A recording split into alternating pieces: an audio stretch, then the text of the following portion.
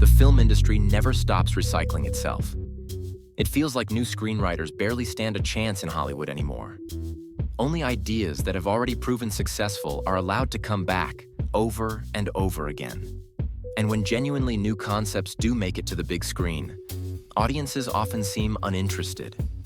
Maybe we have to accept some of the blame in this cycle of consumption. Are we driven by nostalgia? Do we really prefer another attempt to revive Jurassic Park over a movie with an original premise?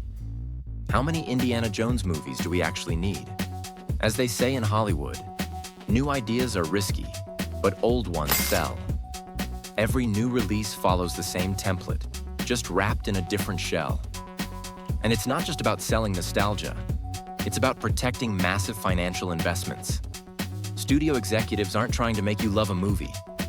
They just want to keep you in your seat long enough so you'll come back for the sequel, and then the third one, and so on, indefinitely. So when did we move away from bold, focused films like The Godfather, Apocalypse Now, Taxi Driver, Pulp Fiction, or The Shawshank Redemption?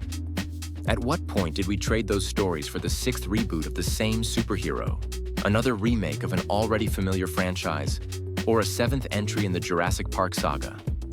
In this video, we'll try to trace the evolution of cinema, how it slowly transformed into the heavily commercial products we see today, and who's really responsible for that shift. But we'll also ask a more important question. Is there still hope? Or are we doomed to keep watching the same movies, just with different titles?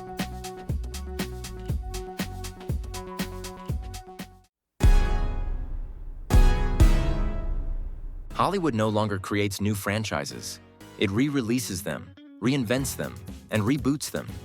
A new title, a new cast, the same characters, and the same ending, or something very close to it. And every year, it only gets worse.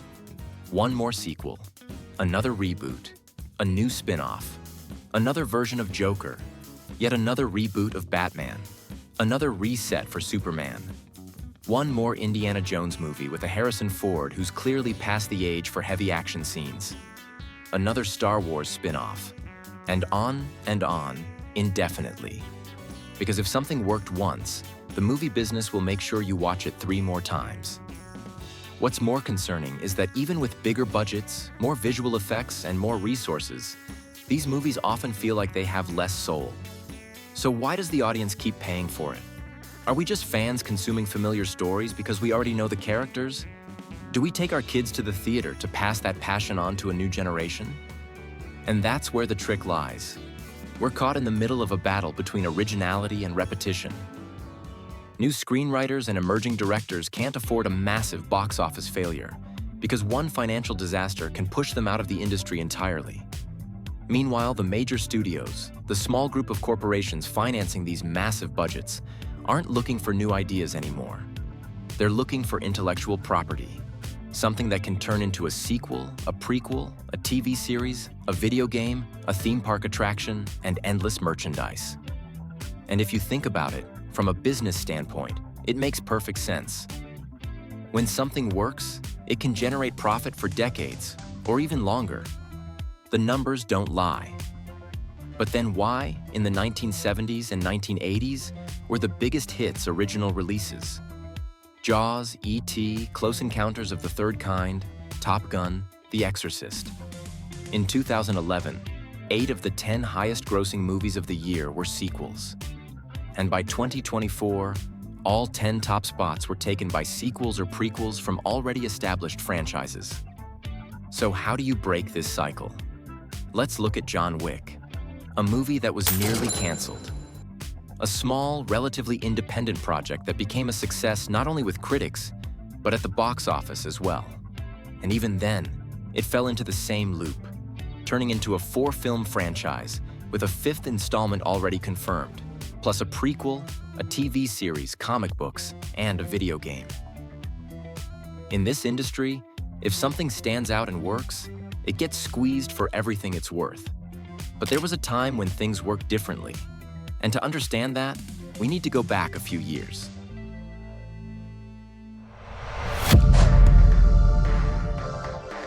It was the late 1960s and early 1970s. A group of visionary filmmakers, driven by bold new ideas, were determined to carve their names into cinematic history. The major studios were completely lost. Musical films were declining, old movie stars no longer filled theaters, cinema had shifted to color, and the rise of new genres brought unfamiliar challenges. After World War II, cinema went through a major revolution. A new audience emerged, and the ones calling the shots were young filmmakers who dared to experiment and challenge the rules. Producers were at their mercy. They had nothing left to sell. And these talented directors delivered exactly what the industry needed. Martin Scorsese, Francis Ford Coppola, Brian De Palma, George Lucas, Steven Spielberg, Ridley Scott. They made every film as if it were their last, because quite literally, it often was. Every movie was a new proposal. It might succeed or fail, but they were willing to risk everything to make it as close as possible to what existed in their imagination. Stories about war, paranoia, trauma, corruption, violence, the mafia, mass destruction. It was a golden age for American cinema. What's most fascinating is that this new Hollywood replaced an era that had already collapsed. The age of movie stars. In classic Hollywood, films were sold around names like John Wayne, Humphrey Bogart, Clark Gable, Katharine Hepburn, Ingrid Bergman, Marilyn Monroe. But in modern Hollywood, movies are sold around brands. Superman, Batman, Spider-Man, products, not actors.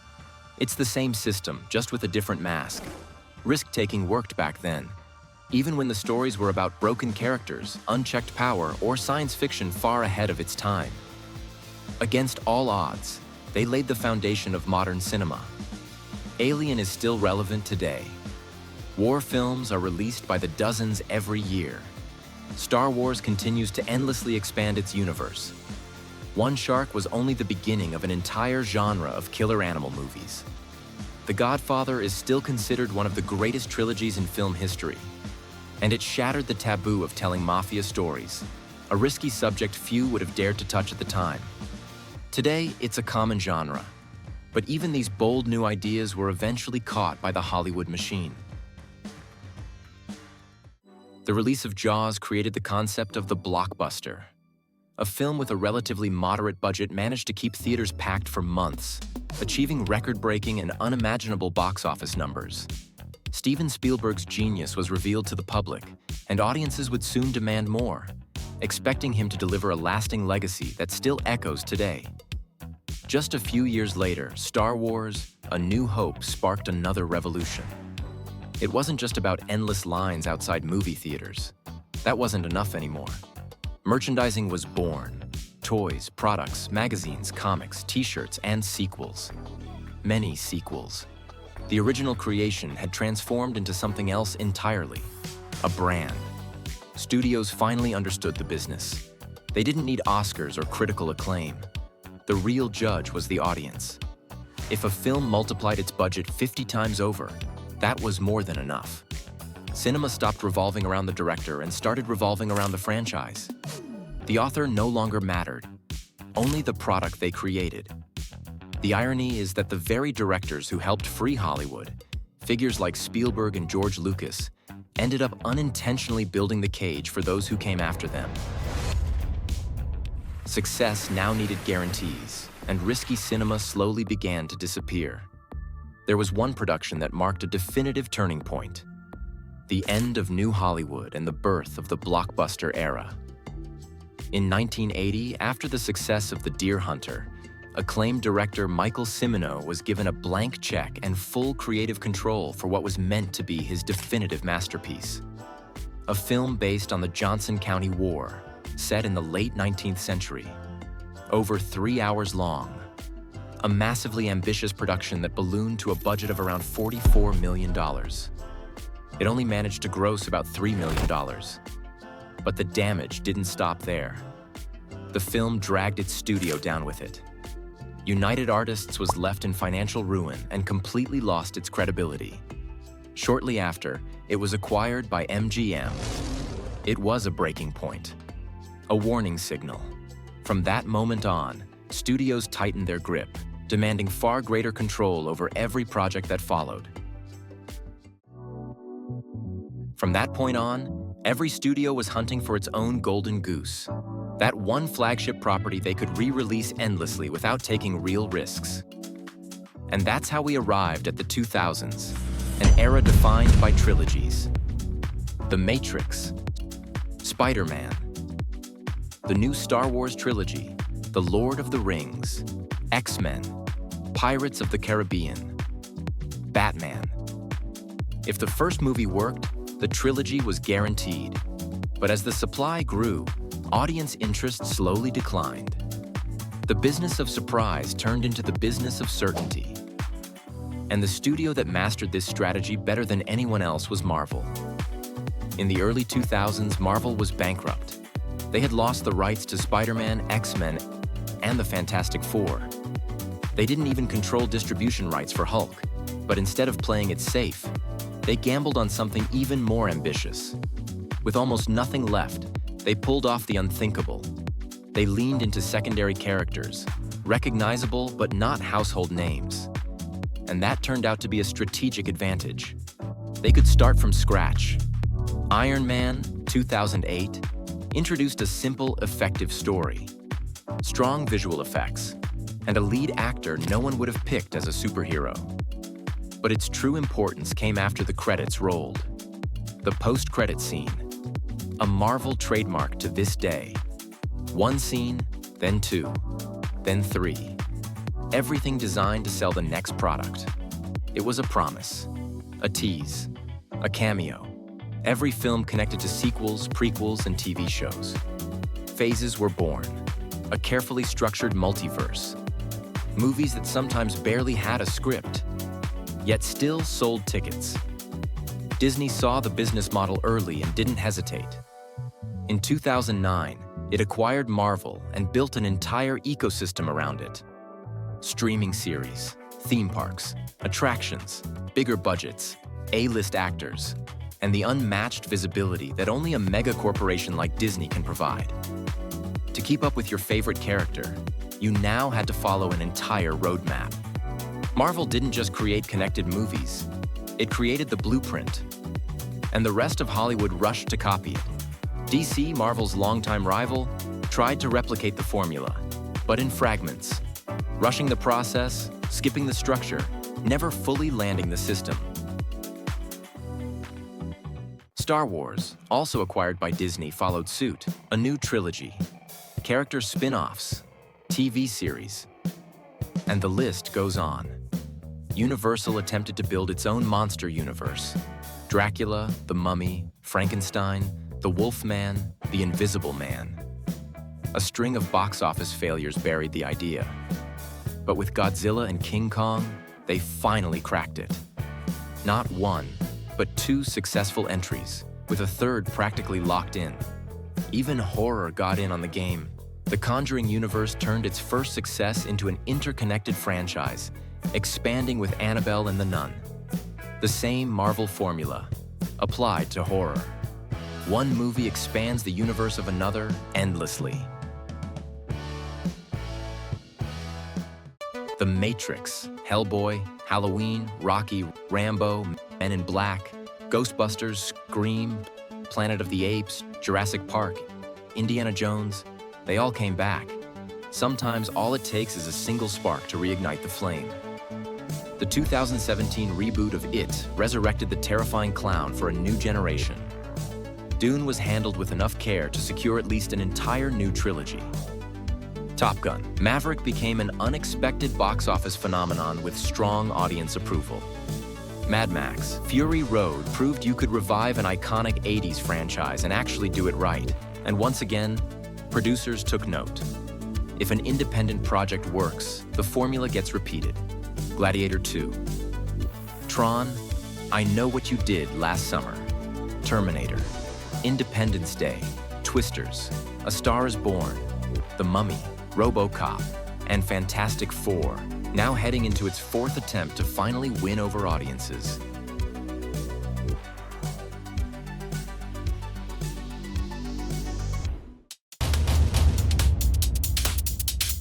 Today, creative freedom exists only for a small, elite group of directors. Filmmakers who've earned the power to decide, negotiate, and impose conditions so their movies can take real risks, backed by the guarantee that their name in the credits still sells tickets. Christopher Nolan, Steven Spielberg, Martin Scorsese, Denis Villeneuve, Quentin Tarantino, James Cameron. This select group has consistently delivered films that are not only ambitious but also highly profitable. And because of that, they've earned the freedom to choose their own projects and make them largely on their own terms, with minimal studio interference, though never without limits. Everyone else has to choose between freedom and visibility. Having both is an exclusive privilege. Paul Thomas Anderson, for example, often finances his films with private funding. That grants him creative control, but at the cost of limited marketing, reduced exposure, and restrained promotional campaigns. Maybe the audience itself is starting to change. In 2025, only one Marvel movie managed to break into the year's top 10 highest-grossing films. The fourth reboot of Fantastic Four benefited heavily from Pedro Pascal's media momentum, right at the peak of his popularity thanks to The Mandalorian and The Last of Us. But it will likely be pushed out of the list by the release of Avatar, Fire, and Ash. Even this very channel often falls into the same loop, analyzing big-name films and commercial titles, because whenever smaller, niche, or cult movies are covered, the numbers suffer and weeks of work are effectively penalized by the algorithm. Still, hope isn't lost. Some independently produced films have managed to rise above the noise, proving to audiences that new ideas still exist. Stories for adults and stories for younger generations. And because of that, there's still hope that we won't be condemned to watching the same movies over and over again, just with different titles. If you enjoyed the video, I'd really appreciate a like. Feel free to subscribe to the channel and check out the other content that's already available. Thank you for watching. And what do you think? Is Hollywood relying too heavily on recycled formulas? Let's talk about it in the comments. See you in the next video.